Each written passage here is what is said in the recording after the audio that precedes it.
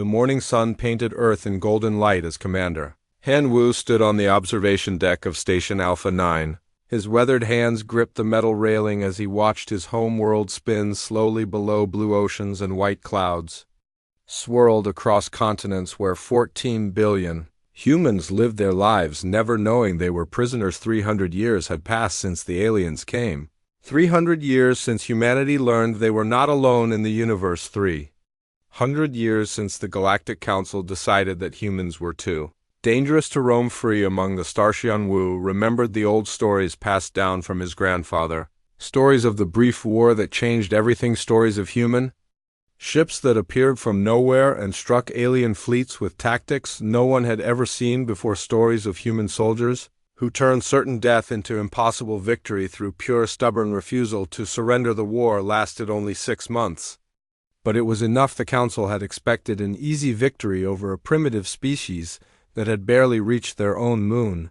Instead, they faced an enemy that adapted faster than any species they had ever encountered. Every time the aliens thought they understood human tactics, humans changed their approach. Every time they prepared for one kind of attack, humans found a completely different way to strike. Young Taemin sat at his communication station 3 levels down from the observation deck. His job was to monitor signals from across the galaxy to make sure no unauthorized messages left Earth. His real purpose was to listen to the voices of freedom that humans would never know. He heard merchants discussing trade routes between the Andromeda colonies. He heard military commanders coordinating patrols through systems humans had never seen. He heard families talking across distances that spanned multiple star systems. Every day Taemin practiced the languages he heard. Galaxian, with its complex tonal patterns; Zenthari, with its mathematical precision; Corvani, with its emotional undertones. He dreamed of the day he might use these languages to speak with aliens as equals rather than as a prisoner listening to guards. His friend Dahai worked in the technical analysis department, where she studied alien technology that arrived with the monthly supply ships.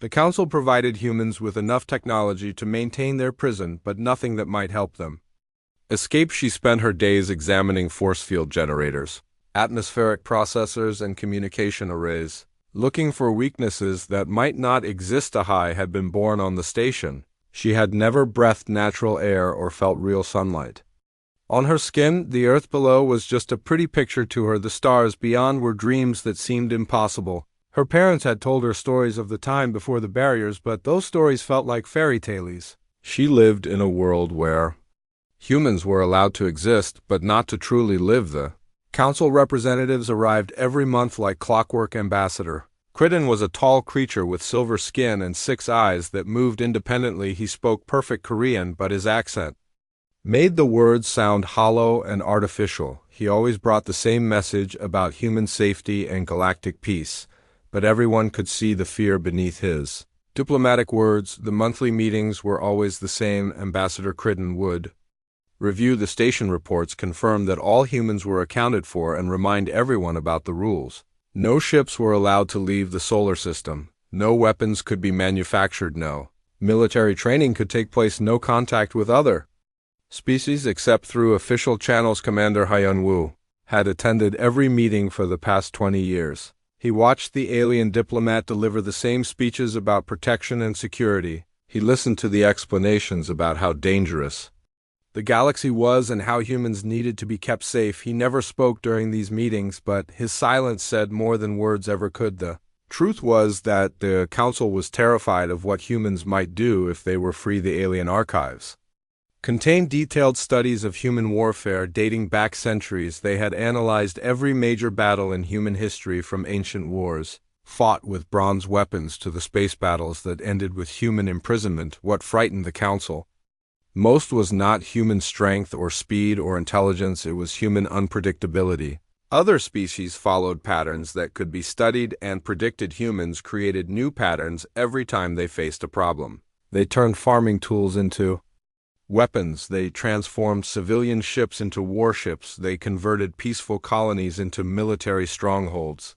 The Council databases contained reports that made even their bravest warriors uncomfortable. Reports of human boarding parties that turned hopeless situations into victories. Reports of human engineers who created weapons from spare parts and scrap metal reports of human commanders who won battles by breaking every rule of warfare that existed, but 3 centuries of imprisonment had changed humanity in ways the Council never expected. Instead of becoming weak and dependent, humans had become patient and unified.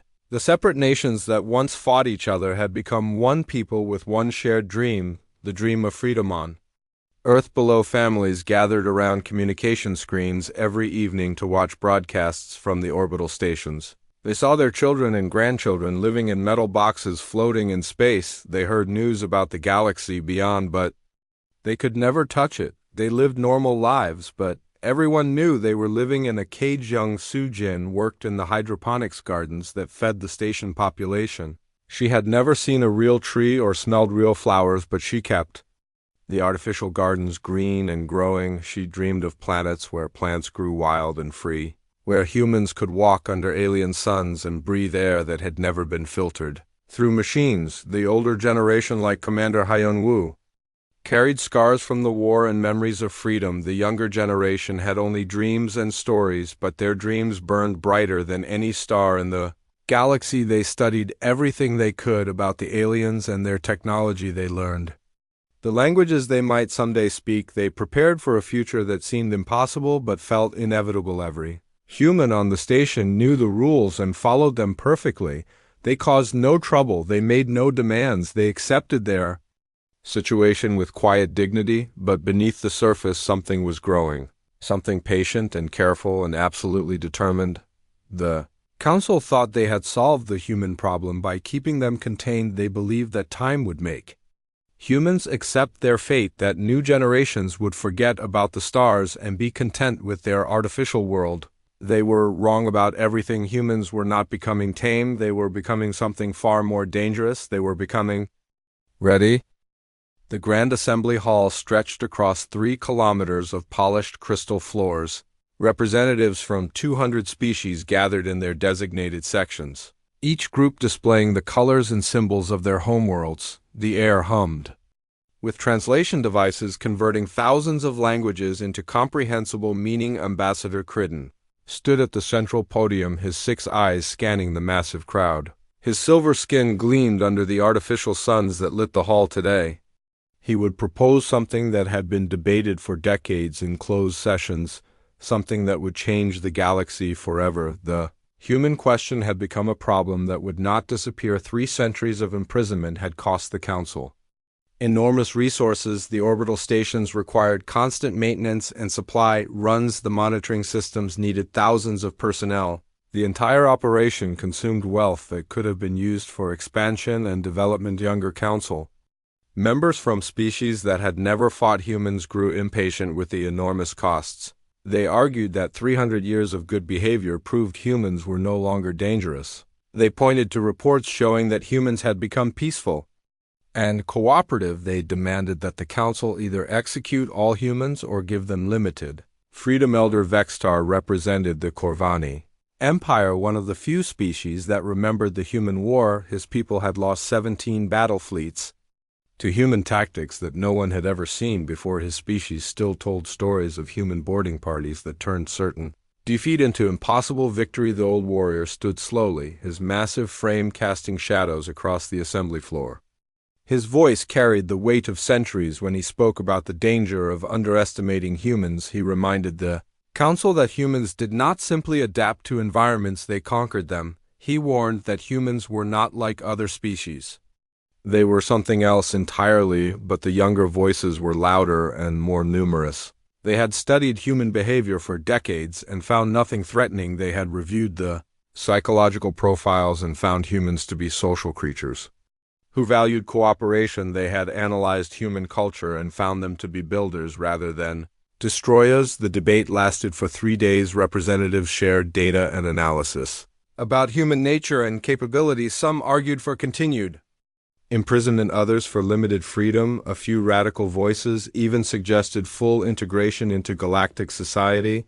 The costs of maintaining the prison system grew larger every year while the perceived threat grew smaller. Ambassador Cridden presented the compromise proposal that had been crafted in secret sessions limited colonization rights for humans under strict supervision. 3 star systems would be open for human settlement with monitoring stations to ensure compliance. The humans would be allowed to trade and interact with other species, but forbidden from any military development. The proposal seemed reasonable to most representatives. Humans would gain the freedom they desired while remaining under council control. The monitoring systems would detect any signs of dangerous behavior before it became a threat. The costs of imprisonment would be reduced while the security risks remained minimal. Ji-hoon sat in the human observer section wearing the simple gray uniform that marked him as a representative of a restricted species. He had been chosen to speak for humanity, not because he was their leader, but because he was the most skilled at hiding his true thoughts.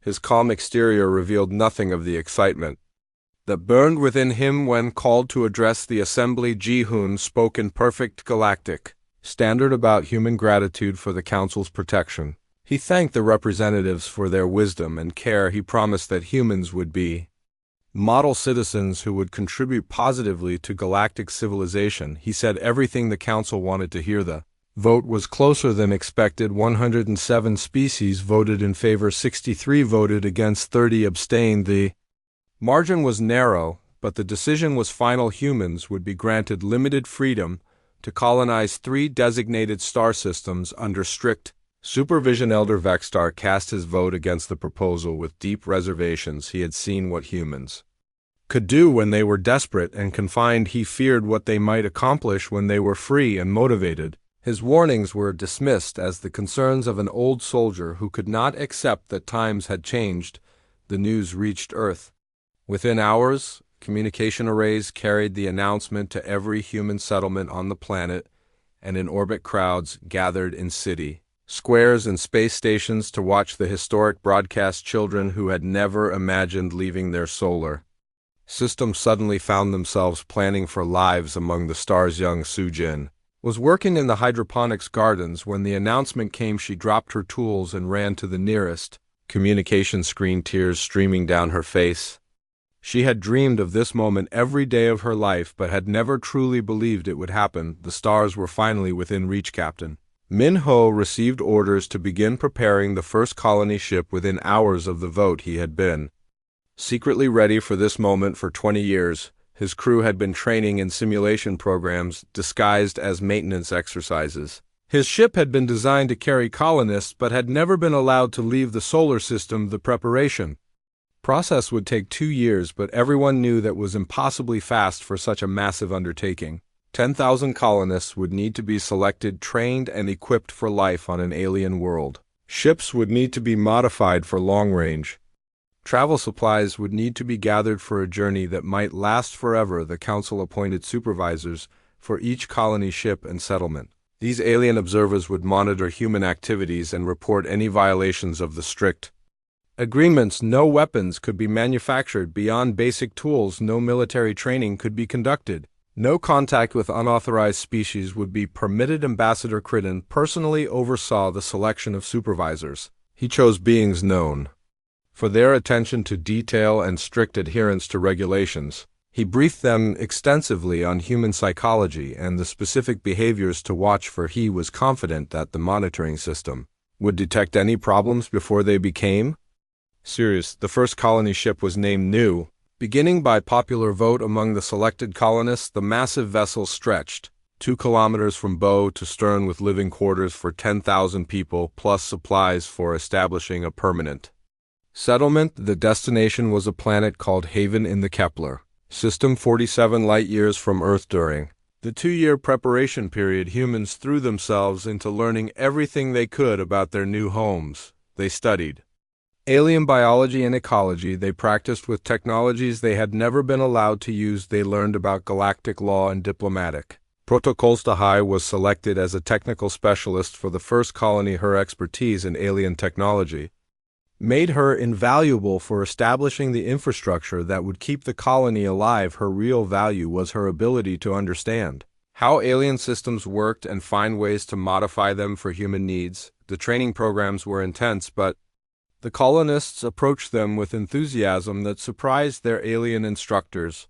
They learned faster than expected, adapted to new concepts more quickly than predicted, and showed creativity and problem-solving that made even experienced teachers take notice. The council observers noted everything in their reports, but found nothing concerning humans. Were eager to learn, cooperative in their training, and grateful for the opportunity they had been given. The psychological profiles suggested that humans were exactly what they appeared to be, a social species grateful for the chance to expand their horizons. Elder Vextar continued to express concerns in private meetings, but his warnings carried less weight as the human preparation proceeded smoothly. The humans were following every regulation to the letter. They were respectful to their alien instructors. They showed no signs of the dangerous behaviors that had once made them feared across the galaxy. The day of departure arrived with ceremonies broadcast across the galaxy. The new beginning prepared for its first jump to hyperspace in 3 centuries. Human families gathered to say goodbye to loved ones who might never return. The colonists boarded their ship with dreams of new worlds and new possibilities. As the ship vanished into hyperspace, Ambassador Crichton felt satisfied that the council had found the perfect solution to the human problem. Limited freedom would keep humans content, while strict supervision would prevent any dangerous developments. The galaxy would benefit from human productivity, while remaining safe from human unpredictability. Elder Vextar watched the departure with growing dread. He had fought humans when they were desperate and contained. Now they were free and hopeful. He feared that the council had just made the greatest mistake in galactic history, but his warnings had been heard and dismissed, too. Many times the die was cast. The humans were free to spread among the stars. The council believed they had solved an ancient problem with wisdom and restraint. They had no idea that they had just planted the seeds of their own replacement as the dominant power in the galaxy. The first harvest on Haven exceeded every prediction. Yan Wu stood in the golden fields watching combines harvest grain that would feed not just the human colony, but alien worlds across 3 star systems. The crops grew faster and larger than anyone had expected. Human agriculture techniques combined with alien soil had created something remarkable. 5 years had passed since the first colonists arrived on Haven.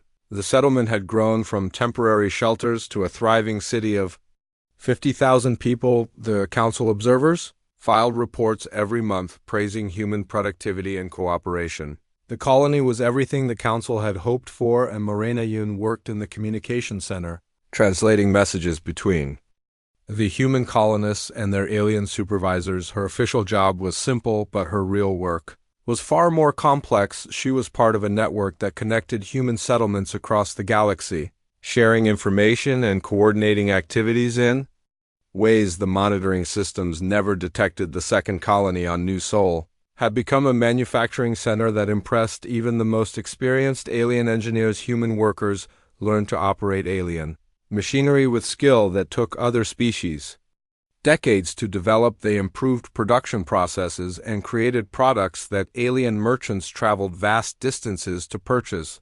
The third settlement on Harmony Station served as a diplomatic hub where humans learned to negotiate with dozens of alien species every day. Brought new contacts and new opportunities. Human diplomats proved to be skilled negotiators who could find common ground between species that had been enemies for centuries. But beneath the surface of these successful colonies, something else was growing. The humans were learning more than just how to farm alien soil and operate alien machines. They were learning about the galaxy itself, about its politics and trade routes and military capabilities, about the species that ruled it and the ones that served. Hyan traveled between human settlements and alien worlds as a trade representative. His ships carried human goods to markets across the galaxy, but they also carried something else: information about everything he saw and heard. He mapped every system he visited, studied every species he encountered, and reported back to the network. The council monitoring systems were designed to detect weapons manufacturing, military training, and hostile activities. They recorded everything they were supposed to record, but they missed the most important development of all. Humans were not building armies or stockpiling weapons. They were building relationships. Young Jin Wu worked on New Sol as a factory supervisor, but his real job was far more important. He was one of hundreds of humans who had made friends with alien workers and supervisors. These relationships seemed innocent enough, but they created networks of loyalty and information that crossed species boundaries. The alien supervisors assigned to watch human colonies gradually relaxed their oversight. The humans were model citizens who followed every rule and regulation. They were productive, peaceful, and eager to contribute to galactic civilization. The monthly reports consistently showed complete compliance with all Council directives, but the humans were doing something the Council had never expected. They were making themselves useful not just to their own settlements, but to the entire galactic community. Human doctors treated alien patients with techniques that saved lives other species had given up for lost. Human engineers solved problems that had puzzled alien experts. For decades, Ubin started a small shipping company that moved goods between human colonies and alien worlds. What began as a simple business grew into something much larger. Her ships carried cargo across trade routes that spanned hundreds of light years, but more importantly, they carried information about everything. They saw the Council observers noted the growth of human businesses and trade relationships, but saw nothing threatening. Human entrepreneurs were creating wealth and opportunity for everyone involved. Their success was proof that the Council's decision to grant limited freedom had been wise and beneficial. Elder Vextar continued to express concerns in private meetings, but his warnings seemed increasingly outdated. The humans had been free for 20 years and had caused no problems. They had exceeded every expectation for peaceful integration into galactic society. Even his own species had begun to question his constant warnings about human dangers. The network that connected human settlements operated through seemingly innocent communications. Trade messages contained coded information about alien military positions. Diplomatic reports included details about political tensions and economic opportunities. Cultural exchanges shared intelligence about alien psychology and decision-making. Process Shai Jin managed research facilities that studied alien biology and technology. Her official mission was to help humans adapt to alien environments, but her real work was cataloging everything that might someday be useful. She studied alien genetics, biochemistry, and neurology, looking for patterns and weaknesses.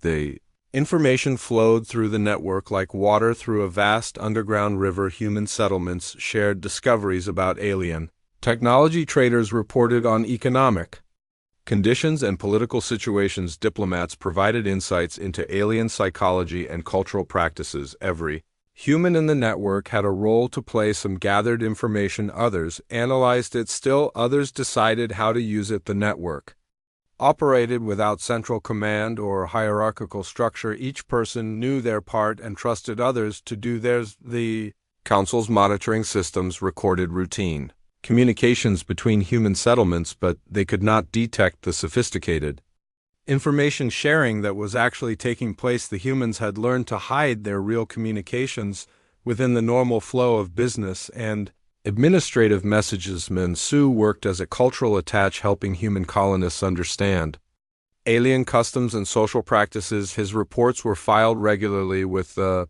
Council observers, but they contained only surface information. The real intelligence about alien societies was shared through other channels. 20 years after the first human colonies were established, the galaxy had changed in ways that were invisible to most alien observers. Human settlements had become essential parts of local economies and social systems. Alien worlds that had initially been skeptical of human colonists now competed for human immigration. The Council members who had voted for human freedom congratulated themselves on their wisdom. The human colonies were success stories that proved the benefits of careful integration, the costs of maintaining. The prison system had been eliminated while the benefits of human productivity had been gained, but Elder Vextar continued to study the reports with growing unease. He saw patterns that others missed. The humans were not just adapting to galactic society, they were becoming central to it. Their influence was spreading far beyond their designated colonies, reaching into every aspect of galactic civilization. The network had grown beyond anything the original planners had imagined. Human settlements were connected not just to each other, but to alien worlds throughout the galaxy. The relationships built through trade diplomacy and cultural exchange had created a web of influence that touched every major species. Young Taesung worked as a medical Researcher studying alien diseases and developing treatments, his work saved lives across multiple species and earned him respect from alien colleagues, but it also gave him access to biological information that could be crucial if the situation ever changed. The humans had learned patience during their centuries of imprisonment, and now they were applying that patience to a larger goal. They were not trying to conquer the galaxy through force or intimidation. They were making themselves indispensable to galactic civilization itself. Council observers filed their monthly reports showing continued compliance with all regulations. The humans remained peaceful, productive, and cooperative. They had exceeded every expectation for successful integration into galactic society. The monitoring systems detected no threats, no weapons, no military activities, but they also detected no sign of the most significant development in galactic history. The humans were no longer thinking like prisoners, or even like colonists. They were thinking like the people who would eventually run the galaxy, and they were preparing for that role with the same determination that had once made them feared across the stars. The seeds of freedom had been planted, and they were growing into something that would reshape everything. The Council had given humans limited freedom to keep them contained, but freedom was not something that could be limited once it began to grow. 40 years had passed since the first human colonies were established, and the galaxy had transformed in ways that most alien observers failed to recognize. Subin stood in the cargo bay of her flagship, watching crews load containers bound for 17 different star systems. Her shipping company had grown from a small operation to one of the largest freight networks in the galaxy. The Council monitoring systems still filed their monthly reports about human compliance and productivity, but they could not measure the depth of human integration into galactic society. Human businesses had become essential to interstellar commerce. Human workers had become indispensable to major industries. Human diplomats had become trusted mediators. In disputes between alien species, Junho worked as a cultural advisor in the Galactic Trade Commission, helping alien species navigate complex regulations and procedures. His official title was modest, but his real influence was enormous. He was one of thousands of humans who had quietly assumed important positions in galactic government and commerce. The network that connected human settlements had evolved into something unprecedented in galactic history. It was not a government or military organization, but rather a vast web of relationships and information sharing that spanned multiple species and star systems. Humans were no longer just connected to each other, but to alien allies throughout the galaxy. Young Hiram managed recruitment for the Galactic Defense Force, helping alien species find qualified personnel for military and security positions. Her access to personnel files and military structures gave her detailed knowledge of every major defense installation in the galaxy, information that flowed through the network to hundreds of other humans in similar positions. The Council had made a fundamental error in their understanding of human nature. They had assumed that humans would integrate into existing galactic structures and accept their assigned roles. Instead, humans had gradually reshaped those structures from within, making themselves central to every important system commander. Hawk now served as a logistics coordinator for the Galactic Emergency Response Agency. His job was to ensure that relief supplies reached disaster areas quickly and efficiently, but his real value was his detailed knowledge of shipping routes, supply depots, and emergency protocols throughout the galaxy. The alien supervisors who had once monitored human colonies now worked as partners and colleagues with the humans they had been assigned to watch. The distinction between supervisor and supervised had blurred until it was meaningless. Many of these aliens had become part of the network themselves, sharing information and resources across species boundaries. Young worked as a systems analyst for the Galactic Communication Authority, maintaining the networks that connected civilizations across thousands of light years. Her technical expertise was valuable, but her access to communication traffic was priceless. She knew who was talking to whom about what and when. The Council's greatest mistake had been underestimating human social abilities. While other species maintained clear boundaries between groups, humans formed connections that crossed every possible line. They married aliens, adopted alien children, and built friendships that spanned multiple worlds and generations. Elder Vexstar had grown ancient. even by Corvani standards, but his warnings about human influence had become more urgent with each passing year. His species had fought humans during the original war, and they understood. What other species missed humans did not simply join existing systems, they took control of them. The network operated through consensus and coordination rather than command and control. There was no single leader or central authority making decisions. Instead, thousands of humans in positions throughout the galaxy shared information and coordinated their activities through methods that appeared routine to outside observers. Dongmin served as a financial analyst for the galactic banking consortium, tracking economic trends and investment opportunities.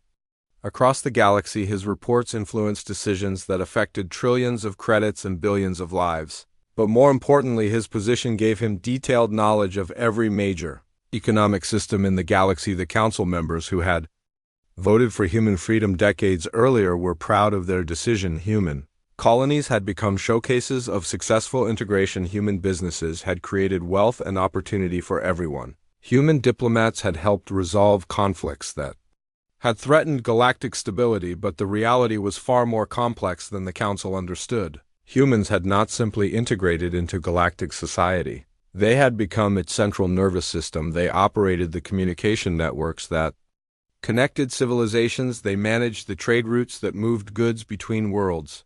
They staffed the agencies that maintained galactic peace and security. Su Yung worked as a medical coordinator for the Galactic Health Organization, tracking disease outbreaks and coordinating treatment efforts across multiple species. Her work saved countless lives, but it also gave her access to biological and genetic information about every major species in the galaxy. The network had grown beyond what anyone had imagined. Human influence now reached into every aspect of galactic civilization, from the smallest trade negotiations to the largest military operations. The relationships built through decades of patient work had created a web of connections that was impossible to break. Jinho served as a cultural liaison, helping alien species understand each other and resolve conflicts through peaceful means. His diplomatic skills were highly valued, but his real importance was his ability to influence alien decision-makers and shape their policies to benefit human interests.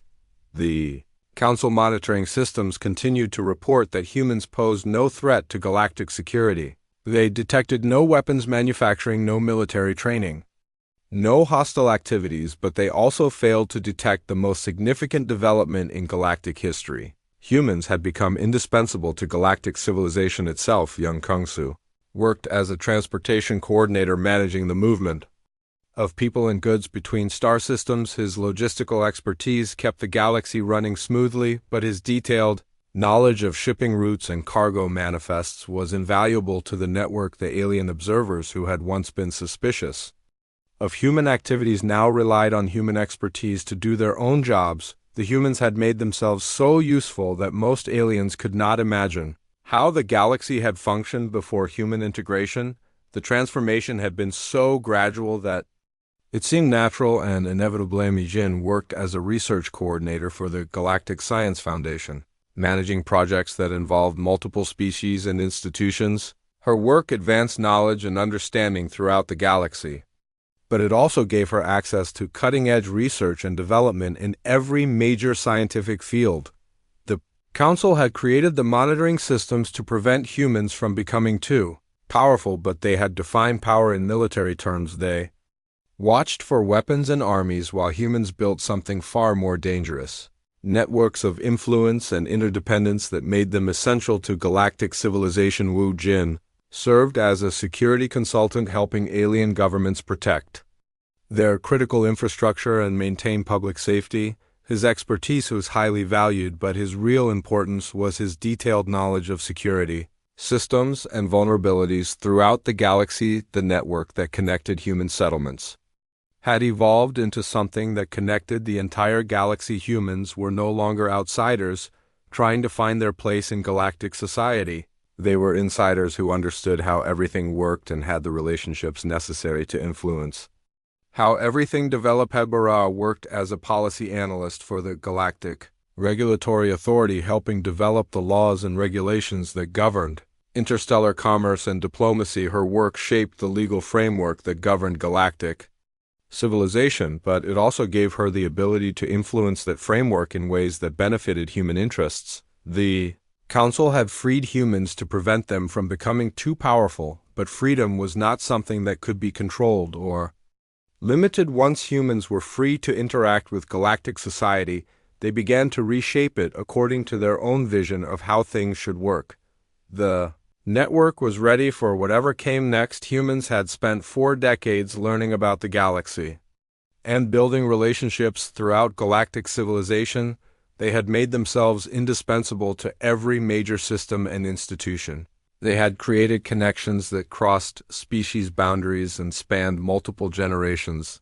The Council still believed they controlled human activities through monitoring and regulation, but the reality was that humans had become too important to control. They were no longer prisoners or even junior partners in galactic civilization. They were the people who made galactic civilization work. The network had awakened, and it was ready to show the galaxy what humans could accomplish when they were truly free.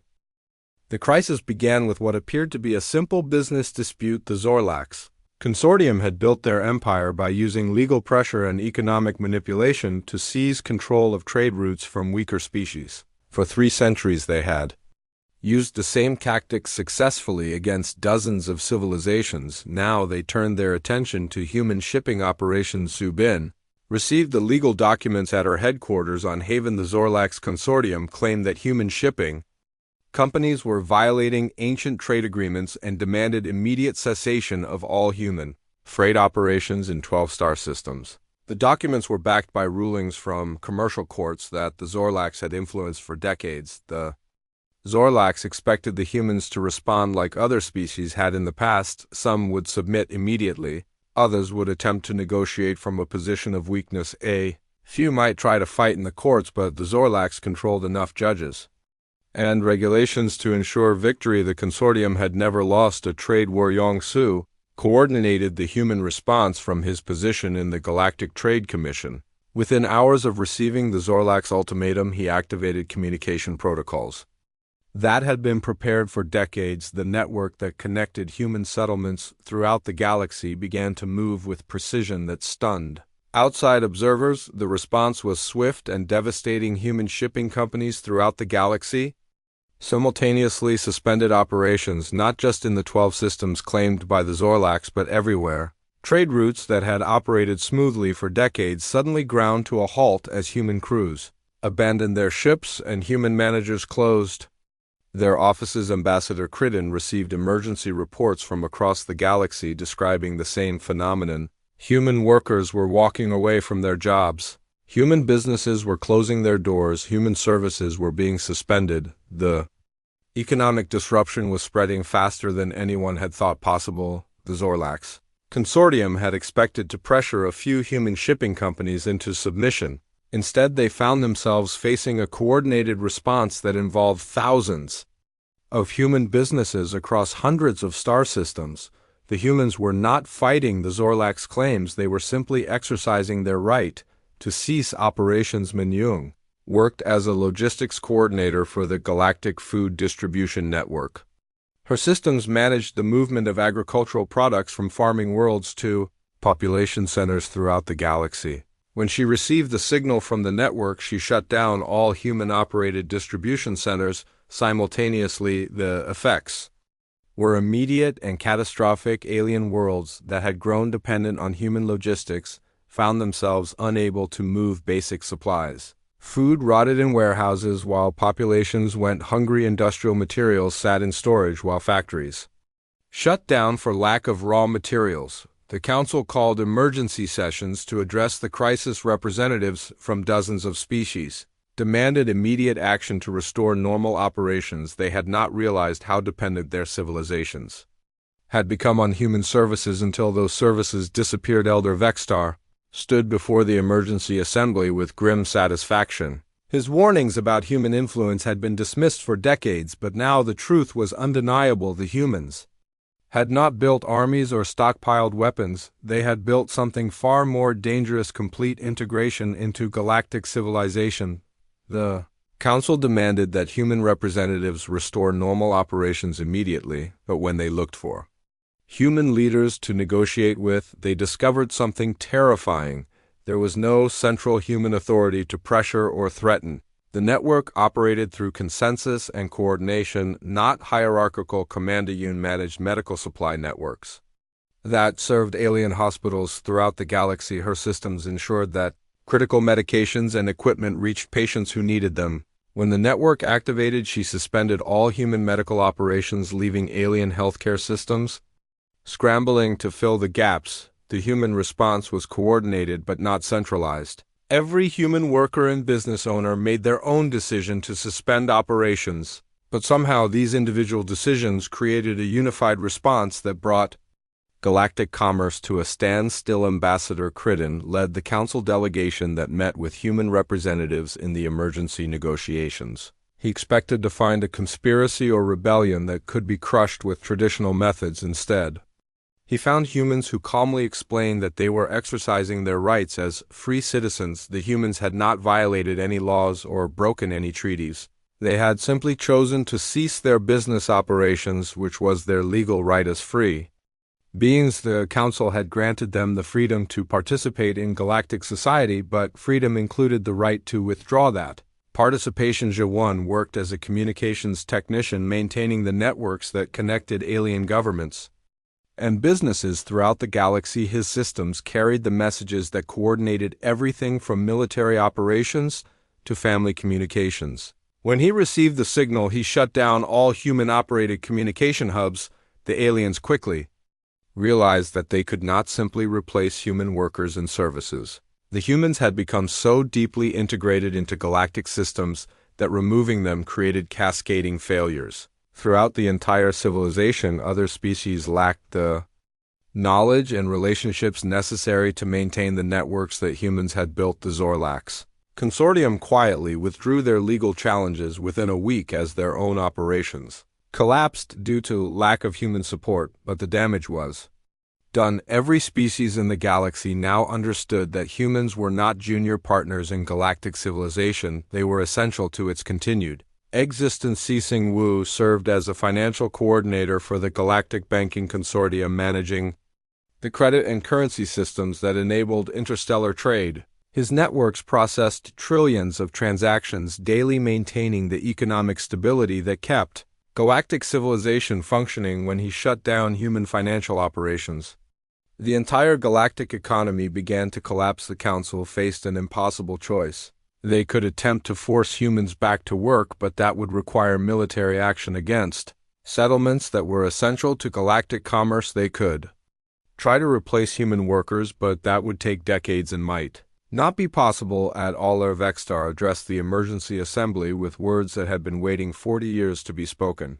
The humans had not conquered the galaxy through military force. They had made themselves indispensable to its operation. The Council had feared human weapons, but humans had built something far more powerful than any weapon. The negotiations lasted for days, but the outcome was inevitable. The Council officially recognized humans as a sovereign species with full rights and privileges in galactic society. They had no choice. The alternative was economic collapse and probable civil war. Mi Young addressed the Council as the official human representative.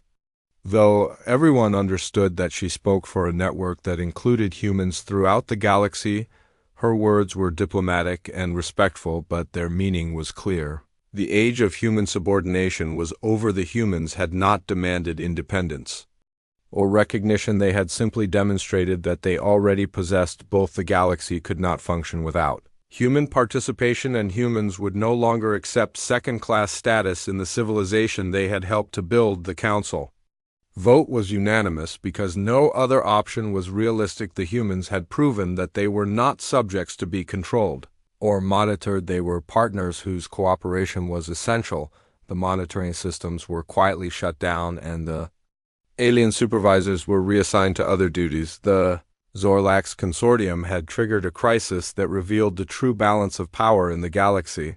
The humans were not colonists or immigrants. They were the most influential species in galactic civilization. The Council had tried to limit human power by granting them limited freedom, but freedom could not be limited once it began to grow. The price of freedom had been paid not by the humans but by the council itself. They had traded their position as the dominant power in galactic civilization for the illusion of control over a species that could not be controlled.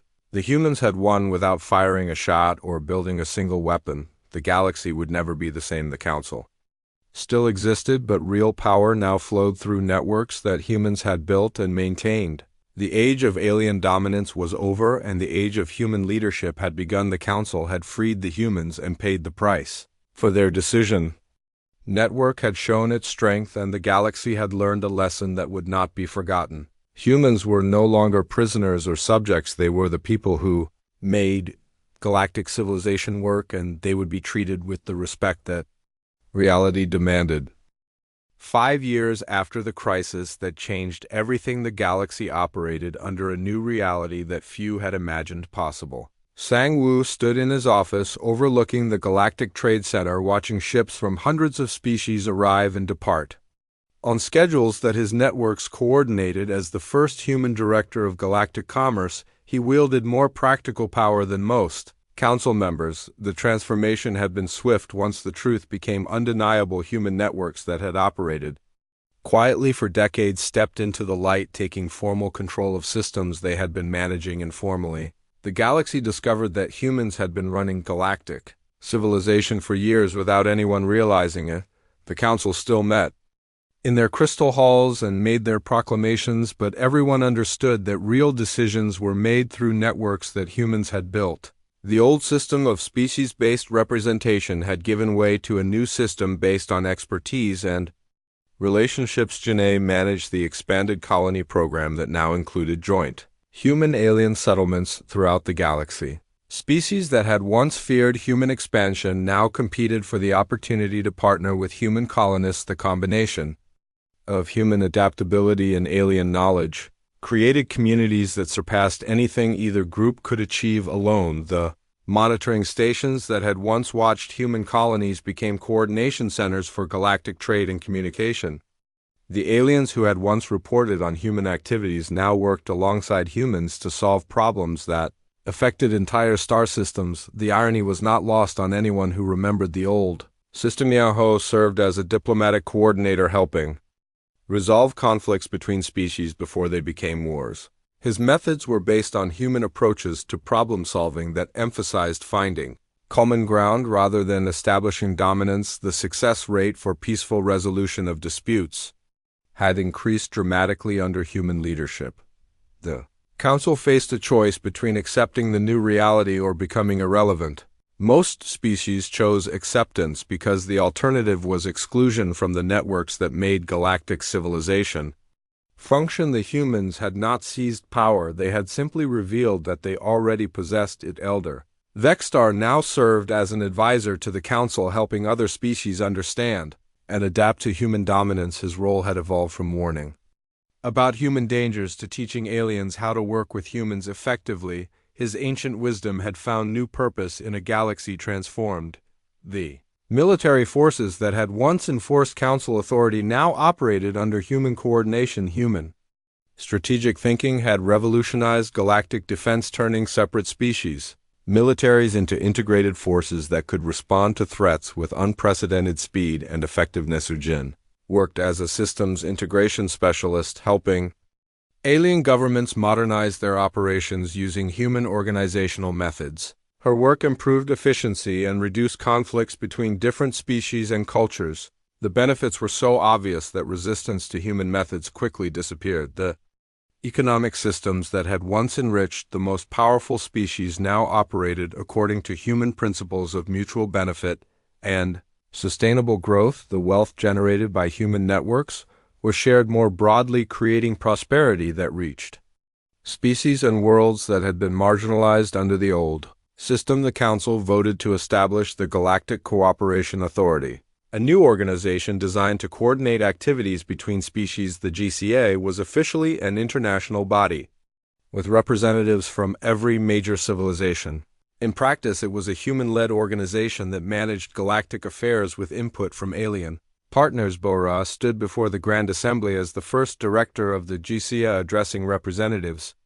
From across the galaxy, her speech was carefully crafted to acknowledge the contributions of all species while establishing the framework for humanity's new role. She spoke of partnership and cooperation, but everyone understood the underlying reality. The transformation had been so complete that younger aliens could not imagine how the galaxy had functioned before human integration. Human methods had become standard practice throughout galactic civilization. Human languages were taught in alien schools. Human philosophy influenced alien thinking about government and society.